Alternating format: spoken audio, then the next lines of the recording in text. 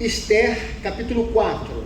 E a palavra do Senhor nos diz o seguinte: quando Mardoqueu soube de tudo o que tinha acontecido, rasgou as vestes e vestiu-se de pano de saco, cobriu-se de cinza e saiu pela cidade, chorando amargamente em alta voz. Foi até a porta do palácio real, mas não entrou porque ninguém vestido de pano de saco tinha permissão de entrar. Em cada província onde chegou o decreto com a ordem do rei, houve grande pranto entre os judeus, com jejum, choro e lamento. Muitos se deitavam em pano de saco e em cinza. Quando as criadas de Esther e os oficiais responsáveis pelo harém lhe contaram o que se passava com Mardoqueu, ela ficou muito aflita e mandou-lhe roupas para que as vestisse e tirasse o pano de saco, mas ele não quis aceitá-las. Então Esther convocou Atá, um dos oficiais do rei, nomeado para ajudá-la, e deu-lhe ordens para descobrir o que estava perturbando Mardoqueu e por que ele estava agindo assim. Atá foi falar com Mardoqueu na praça da cidade, em frente da porta do palácio real. Mardoqueu contou-lhe tudo o que tinha acontecido e quanta prata Amã tinha prometido depositar na tesouraria real para a destruição dos judeus. Deu-lhe também uma cópia do decreto que falava do extermínio e que tinha sido anunciado em Suzã, para que ele o mostrasse a Esther e insistisse com ela para que fosse à presença do rei, implorar misericórdia e interceder em favor do seu povo. Atá retornou e relatou a Esther tudo o que Mardoqueu lhe tinha dito. Então ela o instruiu que dissesse o seguinte a Mardoqueu: todos os oficiais do rei e o povo das províncias do império sabem que existe somente uma lei para qualquer homem ou mulher que se aproxime do rei no pátio interno sem por ele ser chamado. Será morto, a não ser que o rei estenda o cetro de ouro para a pessoa e lhe poupe a vida. E eu não sou chamada à presença do rei há mais de 30 dias. Quando Mardoqueu recebeu a resposta de Esther, mandou-lhe dizer: não pense que pelo fato de estar no palácio do rei, você será a única entre os judeus que escapará. Pois, se você ficar calada nessa hora, socorro e livramento surgirão de outra parte para os judeus, mas você e a família do seu pai morrerão. Quem sabe, se não foi para um momento como este que você chegou à posição de rainha. Então Esther mandou essa resposta a Mardoqueu: vá reunir todos os judeus que estão em Suzã e jejuem em meu favor. Não comam nem bebam durante 3 dias e 3 noites. Eu e minhas criadas jejuaremos com vocês. Depois disso, irei ao rei, ainda que seja contra a lei. Se eu tiver que morrer, morrerei. Mardoqueu retirou-se e cumpriu todas as instruções de Esther. Vamos lá. Senhor, nós oramos para que o Teu Espírito Santo nos conduza nessa manhã e que Tua palavra, ela que é tão importante para as nossas vidas, ela possa nos abençoar. Nós pedimos, conduza-nos no nome de Jesus. Amém e amém. Os irmãos podem se assentar.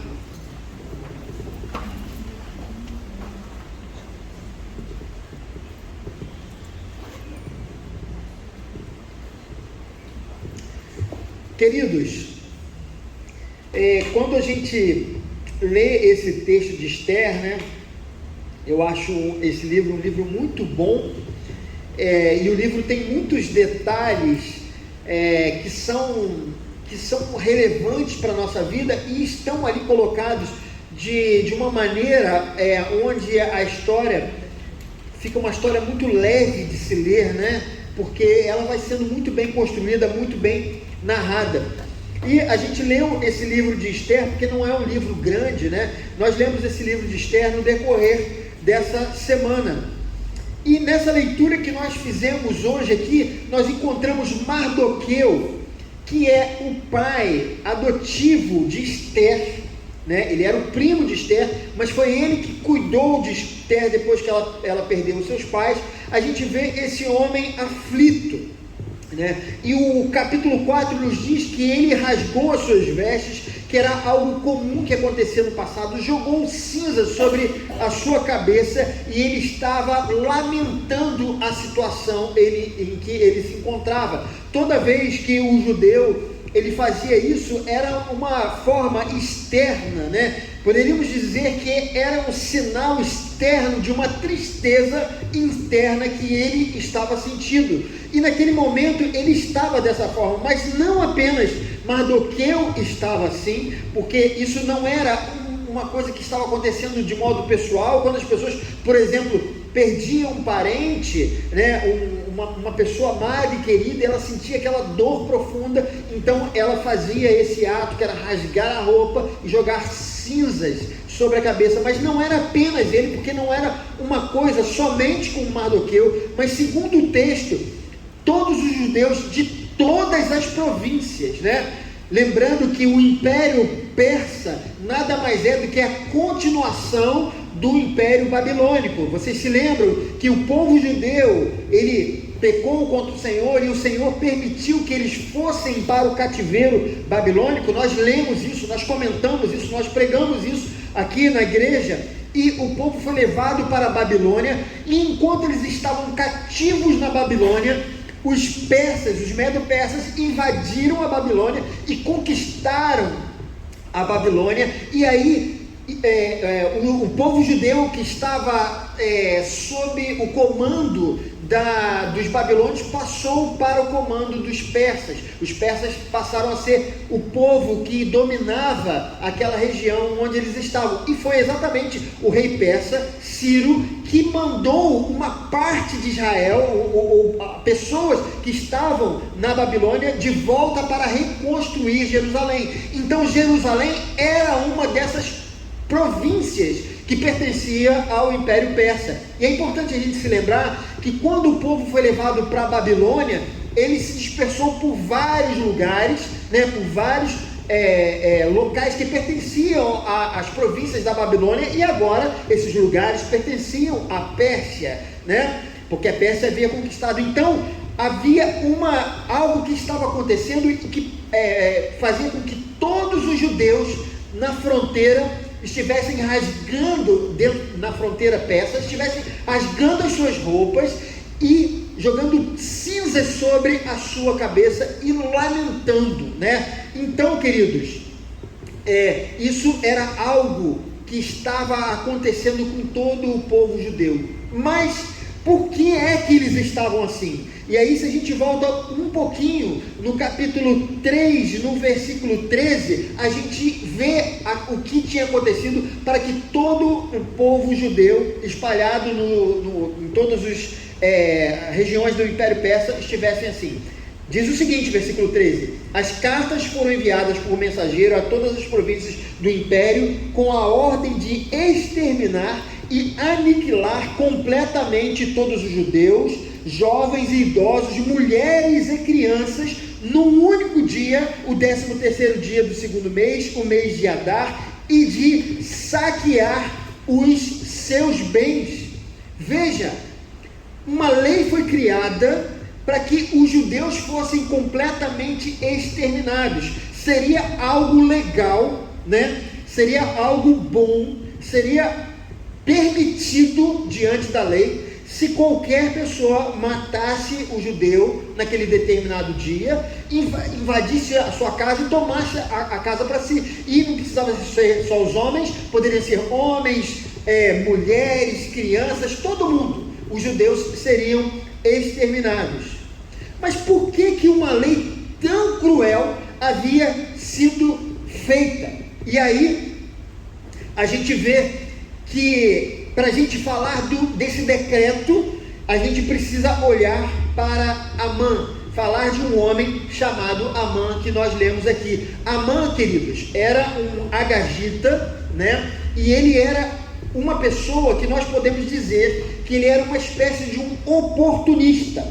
Ele não era um rei, ele não era ninguém especial, mas ele era uma pessoa importante no palácio do rei. ele se tornou uma pessoa proeminente, mas não por méritos próprios, não que ele fosse alguém que, pela sua habilidade em alguma coisa. Vocês se lembram de Daniel, que Daniel chegou, né, ele foi chamado por Nabucodonosor para estar com ele no palácio, porque ele era um homem hábil, era um homem que tinha muita sabedoria. Amã não era isso, né? Amã, ele chegou naquela posição por méritos de outros.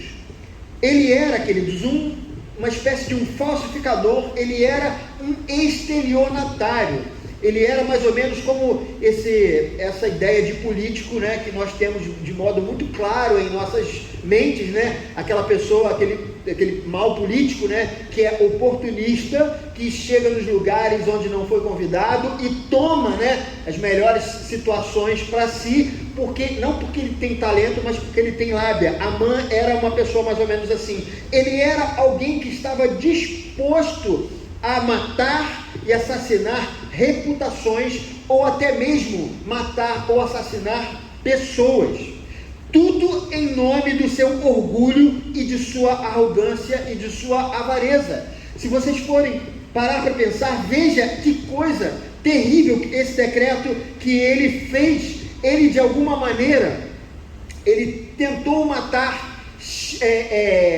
ele tentou matar uma pessoa e fez com que um decreto fosse criado para matar todas as outras, mas ele não se importava com aquele banho de sangue, porque aquilo era motivado por um orgulho próprio. Ele foi o responsável pelo decreto e ele convenceu o rei Xerxes, ou Assuero, dependendo da sua tradução. Ele convenceu o rei a fazer esse decreto, porque o próprio Amã não podia fazer isso, apenas o rei poderia decretar algo assim. Mas, queridos, quando essa rixa entre Amã e Mardoqueu começou, para que ele escrevesse, para que ele convencesse o rei a criar esse decreto, né? Essa rixa, queridos, contra os judeus, ela começou quando ele começou a se sentir ameaçado por Mardoqueu. Mardoqueu era pai, nada mais, nada menos do que a rainha Esther. E Mardoqueu, sendo um homem muito perspicaz, ele percebeu que havia uma conspiração, isso no início do livro nos diz, havia uma conspiração para matar o rei, e ele denunciou aquela conspiração. Mas o problema é que o mérito daquilo que ele havia feito, né, que Mardoqueu havia feito, não caiu sobre ele, mas caiu sobre Amã. E aí ele, queridos, se tornou uma pessoa muito importante no reino, porque o rei achou que Amã tivesse descoberto aquela questão da conspiração. E, queridos, onde as pessoas viam Amã, onde Amã passava, as pessoas prestavam reverência. Tal foi o seu status no reino persa. Menos uma pessoa não se dobrava diante dele, e essa pessoa era Mardoqueu. Amã, queridos, quando via Mardoqueu não se curvando diante dele, Amã, ele ficava possesso, porque no fundo ele sabia que o lugar em que ele estava, aquela posição de honra, não deveria ser dele, mas deveria ser de Mardoqueu. E quando ele passava e Mardoqueu não se curvava, certamente, né, e aí é um pensamento meu, ele se lembrava de que Mardoqueu era uma ameaça para ele, que ele, na verdade, não merecia aquele lugar, mas sim o seu oponente. Amã, então, queridos, teve essa brilhante ideia, entre aspas, né?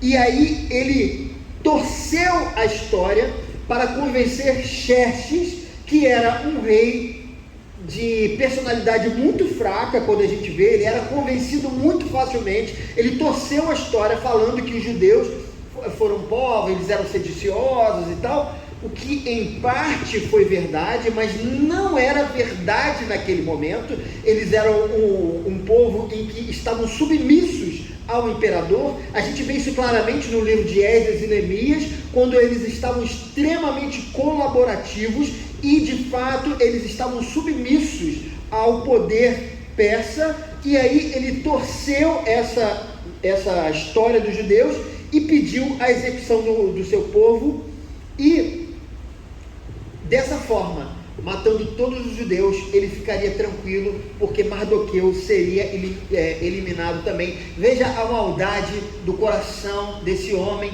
Milhares e milhares de vidas se perderiam por causa de uma coisa que havia, esse orgulho que havia no seu coração. Ele mesmo, queridos, não poderia fazer nada, porque ele não era o rei, mas Xerxes poderia ter feito. E esse homem facilmente sugestionável ouviu uma parte da história e fez esse terrível decreto, no qual os judeus tinham a pena de morte já próxima de acontecer. Então, Amã convence o rei a fazer essa lei absurda. E diante desse quadro, queridos, Esther e Mardoqueu, eles tomaram algumas decisões importantes que eu queria compartilhar com vocês. E a primeira, a gente vê no versículo 14. Quando eles viram toda aquela situação acontecendo, eles fizeram o seguinte, versículo 14, que nos diz: se você ficar calada nessa hora, socorro e livramento surgirão de outra parte para os judeus, mas você e a família do seu pai morrerão. Ele diz que se você ficar calada, queridos, Esther, de repente, ela poderia ficar acomodada com a situação em que ela estava. Afinal, ela era uma rainha. Imaginem se ela, de repente, não fizesse nada, né? Ela dificilmente seria tocada por alguém, porque ela era a esposa do rei. Mas, queridos, ela resolveu fazer alguma coisa e não se omitir. Mardoqueu, ele poderia ter buscado algum tipo de benefício, porque de repente a sua filha adotiva era esposa do rei. Mas eles, queridos, resolveram não se omitir naquela situação. Eles sabiam que a omissão significava a morte do seu povo. Tomar uma atitude era algo perigoso. A gente percebe que a própria Esther tinha a noção disso. Chegar na presença do rei sem ter sido chamada era algo que era muito grave, segundo a lei dos persas. Mas ela decidiu tomar uma decisão, porque se omitir seria a morte daquelas pessoas que pertenciam ao povo de Deus. Mas, com certeza, queridos, essa omissão não seria algo bom e seria o fim do seu povo, dos seus parentes. Segundo lugar, eles buscaram no Senhor o discernimento. Veja ainda no versículo 14 o que fala: quem sabe se não foi para um momento como este que você chegou à posição de rainha, né? O que a gente percebe é que, de repente, Mardoqueu olha para aquela situação e se pergunta: será que Deus não foi nos colocando aqui para que a gente pudesse atuar no momento necessário? Se nós olharmos a história de Esther, é bem interessante, porque qual rainha vai querer ser destituída da sua posição, como aconteceu com Vasti, né? Ela simplesmente não queria ser mais rainha. Ela abdicou do seu reino quando ela não queria seguir pelo caminho em que ela deveria seguir. E aí, por isso, Esther foi escolhida dentre muitas mulheres, numa espécie de um concurso, né? Deus já estava movendo a história. Esther e Mardoqueu certamente não tinham noção disso, mas em um determinado momento Mardoqueu se dá conta que algo sério estava para acontecer e que talvez Deus estivesse colocando eles naquela posição para que eles tomassem alguma decisão que fosse importante.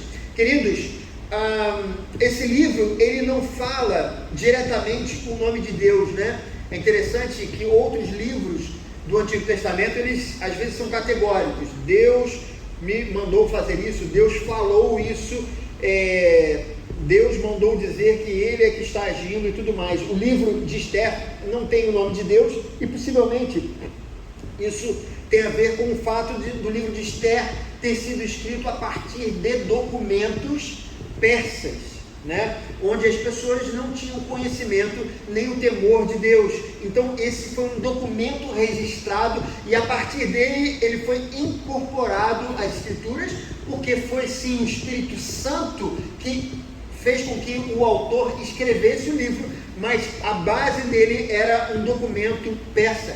Mas, queridos, apesar do nome de Deus não ser citado, nós percebemos que Deus, ele vai costurando a história. Nada do que acontece nesse livro é por acaso, mas sim, conforme nós vemos em outros livros das Escrituras, o Senhor, ele vai fazendo com que a história esteja ligada e que Deus esteja se movendo através dos fatos, né?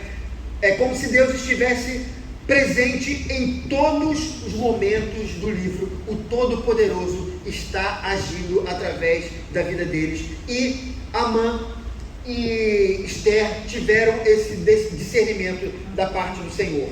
Em terceiro lugar, queridos, eles buscaram a ajuda do Senhor. Veja o que está no versículo 16, que diz o seguinte: vá reunir todos os judeus que estão em Suzã e jejuem em meu favor. Né? Nesse momento, eles poderiam ter tomado uma decisão, talvez política, feito algum tipo tomado alguma decisão que fosse prejudicar Amã ou fazer qualquer outra coisa, mas antes de qualquer plano para tentar reverter aquela situação, aquelas pessoas jejuaram. E novamente, não diz que jejuou o Senhor, mas a quem os judeus poderiam jejuar? Quando nós olhamos a história dos judeus, a gente sabe que o jejum, quando eles faziam, era ao Senhor, e eles pediram ao Senhor, eles intercederam ao Senhor, para que o Senhor fizesse algo. Afinal, eles sabiam que a solução estava em Deus, que a solução não estava neles próprios. Seja qual fosse o plano que eles escolhessem, esse plano só daria certo se Deus estivesse presente com eles. Queridos, eu gostaria de fazer algumas aplicações importantes desse texto nessa manhã.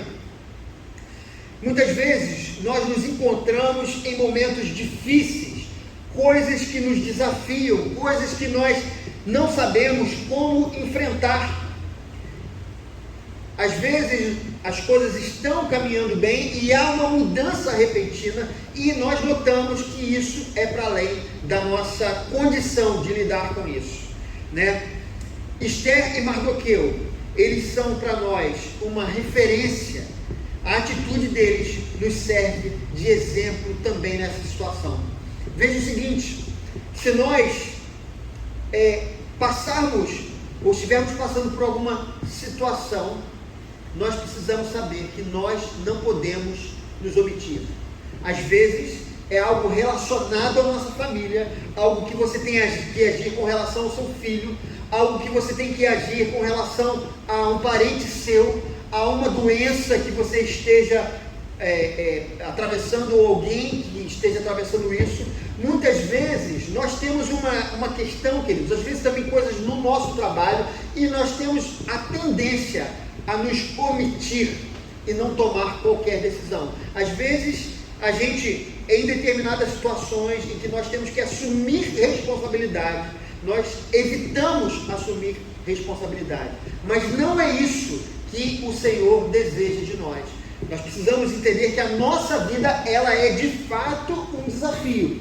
Deus, ele está presente, mesmo que nós não estejamos vendo. Assim como nós não lemos o nome de Deus no livro de Esther, mas nós sabemos que Deus está presente no livro.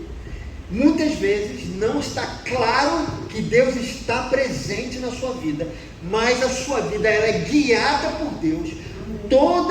Tudo que você tem que fazer já foi predeterminado pelo Senhor. O Senhor sabe de cada coisa que você tem que fazer, mas você não pode ser omisso nas suas escolhas. Se tem algo a ser feito, faça. Às vezes, nós temos uma ideia, trazemos uma ideia de que Deus sabe de todas as coisas, então eu não vou orar. Não faça isso. Se há algo que você precisa fazer, ore. Se há algo que você precisa, uma decisão que você precisa tomar, tome a decisão, mas não se omita. Muitas vezes nós confundimos a vontade de Deus com uma determinada omissão da nossa parte. Às vezes, o Senhor nos chamou para tomar determinada posição e a gente não toma. As coisas não acontecem e a gente ainda fala: ah, foi da vontade de Deus que isso tivesse acontecido na nossa vida, na minha vida. Nem sempre, queridos. Quando a gente não faz a nossa parte e as coisas não acontecem, a responsabilidade ela é tão somente nossa. Deus abre as portas, mas Deus não vai te pegar pelo ombro e vai te empurrar para que você entre, porque se fosse assim, a nossa vida não seria uma vida de fé. O justo, ele vive pela fé. Nós não vemos Deus, mas nós sabemos que Ele está presente. E o Senhor não deseja que nós sejamos crentes imaturos. Porque quando nós cruzamos os braços e não enfrentamos os nossos desafios, nós não crescemos, nós não nos desenvolvemos. Essa é uma grande realidade. Então é importante você assumir as suas responsabilidades, seja na igreja, seja no seu trabalho, seja no seu estudo, seja diante dos seus vizinhos, seja lá o que for. Nós não podemos nos omitir. Não pense que esperar pela vontade de Deus é omissão. A Bíblia fala: não andeis ansiosos por coisa alguma, antes de tudo apresentem as suas petições com ações de graça. Minha memória me traindo, o apóstolo Paulo fala isso, queridos. Enfim, oração, súplica e ação de graças. Aleluia. Muitas vezes, queridos, nós ficamos ansiosos e tomamos decisões erradas. Não é isso que eu estou falando. Eu não estou falando que você tem que viver ansiosamente e tomando decisões, mas às vezes a decisão que nós temos é esperar no Senhor, e isso não é omissão. Omissão é não fazer nada, omissão é não reagir, omissão é não tomar uma decisão. E às vezes, como falei, decisão é você aguardar, esperar no Senhor. Mas fugir de uma posição nós não podemos fazer. A outra coisa, queridos, nós precisamos buscar o discernimento na nossa vida. Quando a gente passa por determinadas situações, a gente precisa perceber o que Deus já tem feito na nossa vida para fazer com que a gente passe por determinada situação. O Senhor, Ele não nos deixou aqui largados, irmãos. É interessante quando nós lemos o profeta Jeremias, e o Senhor, naquele chamado de Jeremias, ele fala que vai fazer de Jeremias uma coluna de bronze. E é interessante que Jeremias foi um homem que ele foi firme na sua posição. Durante 40 anos ele pregou, e o povo de Israel queria acabar com ele de qualquer jeito, mas ele continuou firme na pregação dele. O importante, quando nós lemos a história dele, é que Deus deu o caráter à altura de sua missão. Ele precisava, no seu caráter, ter aquilo que Deus faria com que ele usasse durante a sua vida. E isso, queridos, significa que é o mesmo para nós. Deus, ele já tem dado a você as armas necessárias para você passar pelas coisas na sua vida. Mas você precisa olhar para trás e ter discernimento. Será que o Senhor não está me conduzindo por aqui? Por isso Ele me deu tal e tal talento. Por isso Ele fez com que eu fizesse um curso sobre isso. Por isso eu fui me instruir sobre aquela determinada coisa, né? O Senhor, Ele não nos deixa sozinhos, e numa situação difícil, saiba que se ele não abrir o mar, ele vai fazer você passar por sobre as águas, né? Mas se ele nem abrir o mar, e se ele não fizer você passar por sobre as águas, você vai fazer igual o apóstolo Paulo, que quando o navio dele afundou, né? E o Senhor tinha um propósito na vida dele, o Senhor fez com que ele nadasse, se segurou lá nos pedaços de madeira do navio que tinha afundado, né? Em Atos capítulo 26 a 28 ali, e ele nadou até a praia e todos se salvaram. O Senhor vai providenciar alguma coisa, mas é necessário discernimento, porque muitas vezes a gente fica, Senhor, manda isso, manda aquilo, e o Senhor está mandando um monte de solução, mas a gente só quer aquilo, a gente não quer abrir mão de qualquer coisa, a gente só quer aquele determinado conforto. E, queridos, tanto a não omissão e o discernimento são esforços que nós fazemos, e a gente precisa ter isso no nosso coração. Além disso, queridos, nós também precisamos buscar o Senhor antes de qualquer coisa que a gente vai fazer. Você não pode se omitir, você tem que tomar decisão, você tem que ter esse discernimento, mas na hora de fazer, você precisa fazer como Esther, convidar todo mundo a orar, ainda que esse todo mundo seja você mesmo, ainda que seja você chamar um irmão, né, para orar por você. Eu tenho sempre orado por alguns irmãos aqui, a gente no final vai orar pela irmã Luziane, a mãe dela está, a irmã Marli está no hospital, né? Então a gente vai orar por ela, para que o Senhor abençoe a sua saúde, e é importante que a gente ore uns pelos outros, né? Mas nós não podemos nos acostumar a uma vida sem oração. Aquilo que você precisa fazer, antes de mais nada, ore e peça ao Senhor. Eu tenho, nessa semana agora que eu estava me preparando, queridos, para voltar para a igreja, ainda antes das minhas férias acabar, eu comecei a focar as minhas orações com relação à igreja, porque eu sei que eu tenho mais de um ano pela frente, né? E eu tenho muitos desafios aqui, mas eu sei, queridos, que por mais que eu me esforce, se o Senhor não estiver presente na minha vida, o meu ministério pastoral ele vai ser vazio.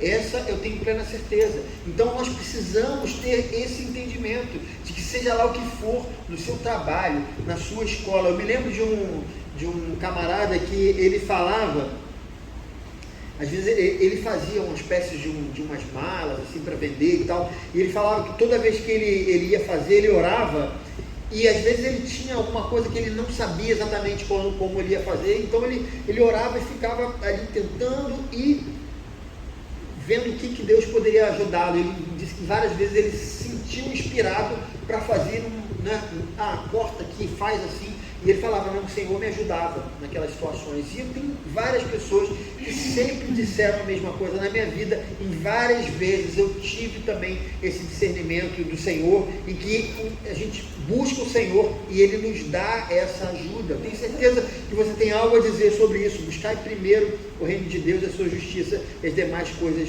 vos serão acrescentadas. Amados, Deus está na sua vida. Ainda que você não esteja vendo um anjo voando, uma visão, sabe, de um coral de anjo cantando, ou uma seta, sabe, eu tive um discernimento de uma seta apontando para um lado, ou chegou um irmão, profeta de não sei o que, de uma igreja tal, dizendo, toma esse caminho, faz aquilo, ou seja lá qualquer coisa, o Senhor está na sua vida.